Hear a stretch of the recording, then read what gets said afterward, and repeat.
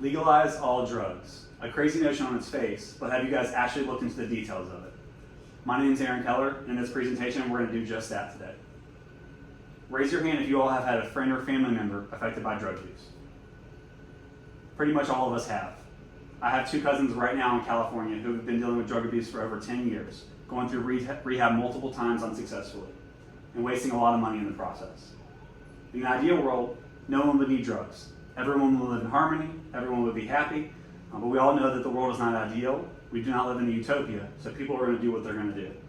The question then becomes, how can we best support those who are affected by drug use?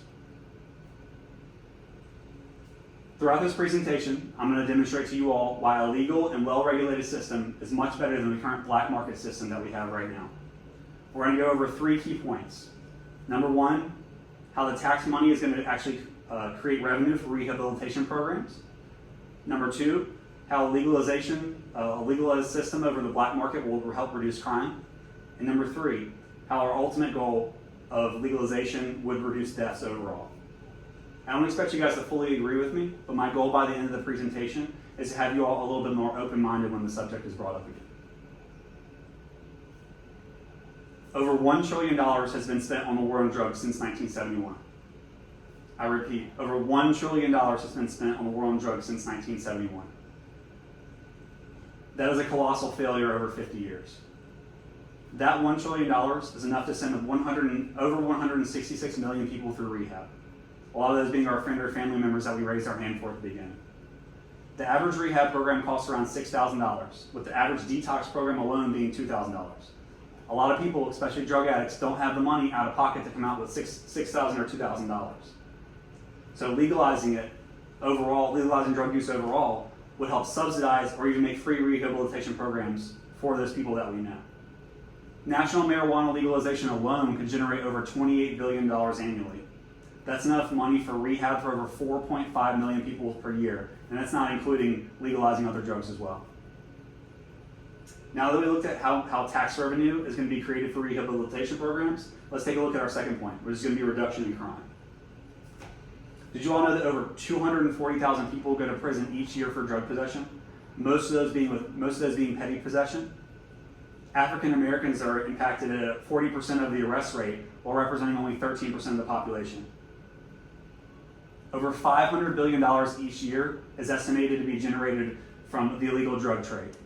$500 billion. A lot of that money goes to the cartels, who also participate in other crimes, such as child trafficking, sex trafficking, and murder.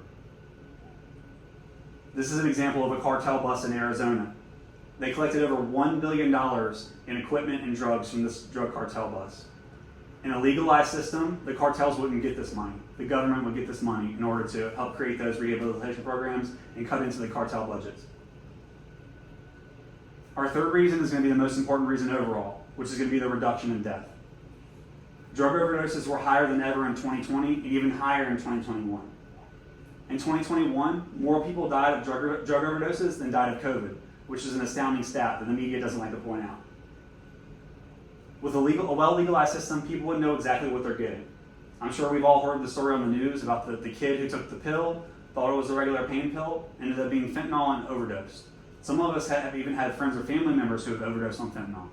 I myself had a friend who overdosed and luckily got to the hospital on time, but he almost died. Legalization would also provide people with clean equipment. So a big issue with drug users is the spread of preventable diseases such as hepatitis C. In a well-regulated system as opposed to the black market, these people could be given free equipment to make sure that they're not spreading these preventable diseases. This is an example right here of how potent fentanyl is and a good reason for legalization. So when you go buy a pain pill that you think is heroin or you think is oxycodone or you think is Percocet, a lot of times nowadays they're giving you fentanyl. And if you look at the lethal dose of fentanyl, you can see it's extremely tiny compared to something like heroin. In a well-legalized system, people are going to know exactly what they're getting. They're not going to have to wonder if they're going to take a pill that's going to end their life. In summary, the war on drugs has been a colossal failure, with more deaths than ever coming in 2020 and 2021. Obviously, what we're doing is not working. We've already showed how legalization will bring the money for the rehabilitation programs, how domestic and multicultural, multinational violence overall will be reduced, and then also how the ultimate goal of reducing death would happen as well too. I hope this information has been important to you guys. Again, my main goal of this presentation was to help you guys keep an open mind, so the next time that this subject is brought up, you guys won't shudder at it, and we can all look together how legalization overall would accomplish these two things. Thank you guys.